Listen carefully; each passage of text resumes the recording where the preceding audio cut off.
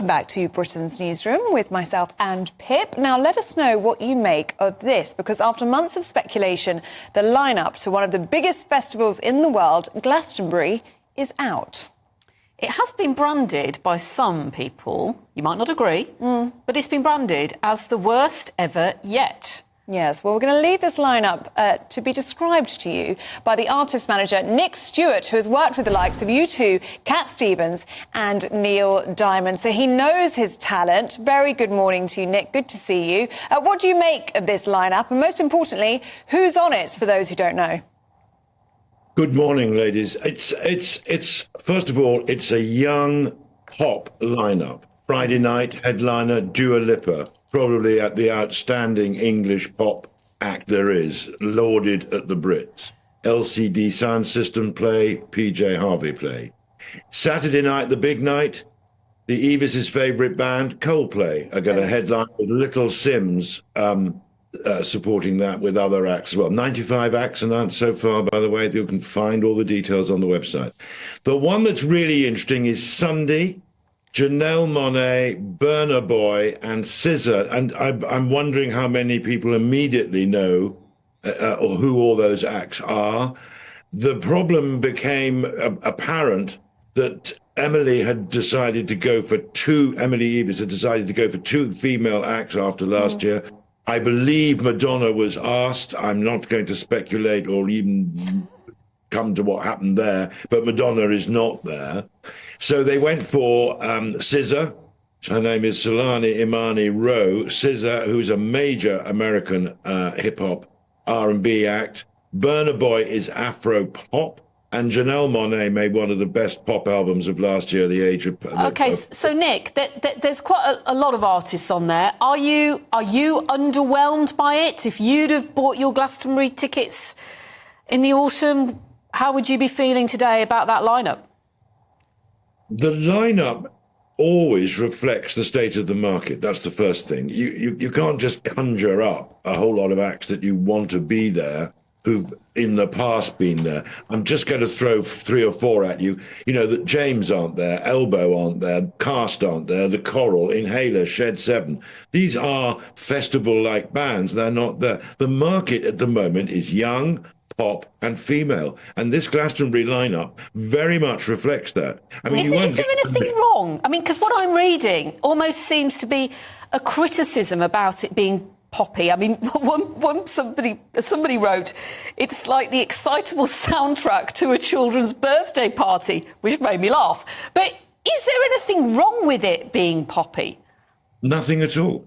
Absolutely nothing at all. The artists that are going to perform there, I mean, Coldplay aren't exactly a young artist, but the young female ones reflect what people want to see and what are being bought. I'm all for it. I mean, I'm absolutely...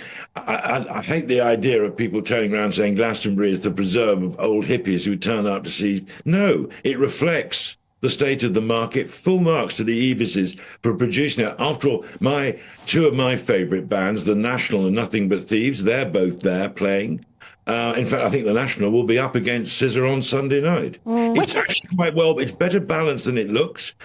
Just one more point, there may be some more announcements to be made.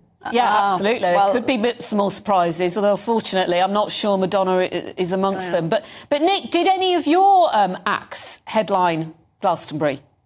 Yes, well, I had U2, of course, but then I was looking after their catalogue then rather than anything else. I was very proud to have Neil Diamond playing on the legend spot, and the legend spot this year is Shania Twain. Well, you can't get a bigger country legend. And she is a legend, to be fair. I mean, she'll be brilliant.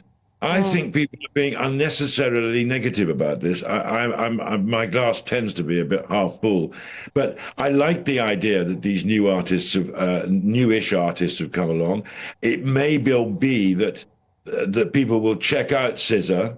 It's spelled S-Z-A, pronounced SZA. Burna Boy's African pop will be amazing. There is actually a K-pop band, 17, who will be appearing as well. So, you know, they've spread it out a bit, and they've got there'll be a much younger audience there. Yeah, an eclectic mix, you might say. Just before we let you go, Nick, if you were in charge, if you were running Glastonbury this year, who would you want headlining? Well, it sounds a bit obvious to say the Rolling Stones, but of course, yeah. after that brilliant album they I'm did with you. last year, That would be a great would have loved choice. to have I would have loved to have seen the Rolling Stones. But don't forget, I'm an old white rocker, so I would say that, wouldn't I? I think that'd be a very popular choice, actually, Nick. Well, I hope so. I'd love to have seen Donna. And of course, you two have just finished a long stretch of dates in the Sphere in Las Vegas. So they'd be match fit and they'd be pretty good as well. Let's hope we see them before too long. Yeah. And what is it about Glastonbury that all the acts always say it's almost the pinnacle of their career to perform there? What is it about the festival?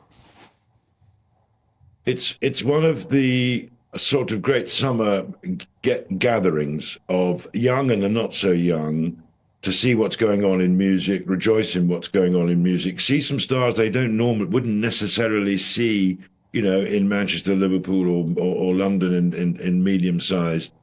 Why is it so important to the artist as well? I remember Kylie once talked about it, and she was overwhelmed by the experience of performing there. Absolutely. Yeah, I remember Neil Diamond saying he did Hyde Park. He did Hyde Park for Radio 2, and then he did this, and he did say this was his great thing. And I know that Yusuf Cat Stevens last year was very, very delighted to be asked to do it. So you're treading in the footsteps of giants. You are a giant yourself if you're doing some of them, but you are treading in the footsteps of giants and heroes. It's a wonderful. It goes all the way back, and all the great acts have played there. So it's like not quite having Woodstock every year, but it's close.